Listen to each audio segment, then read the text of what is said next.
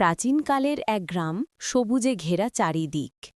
কুঁড়েঘর সাজানো সাদায়, জীবন ছিল সাদাসিধে ঠিক। মানুষ পরে পশুর চামড়া, বনে জঙ্গলে দিন কাটে। সুখ দুঃখ মিশে থাকে, আগুনের ধারে সবাই বসে রাতে। সেই গ্রামে ছিল এক ছোট্ট ছেলে, নাম তার আয়ন।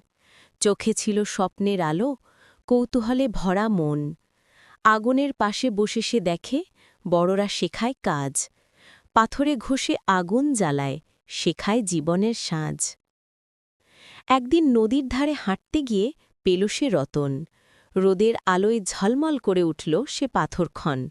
হাসি মুখে তুলে নিল হাতে, হৃদয় ভরে গেল আলোয়। নতুন কিছু খুঁজে পাওয়ার আনন্দে মন নাচল ভালোয়। পাথর দুটো একসাথে আঘাত করতেই ঝরে আগুনের ফুলকি। চমকে উঠল চারপাশ, গ্রামবাসীর মুখে বাজল খুশির ঢুলি। ছোট্ট আয়নের হাতে জন্ম নিল আগুনের আলো। অন্ধকার রাতের বুকে জ্বলল আশার জ্যোতিপ্রভা ভালো। গ্রামবাসী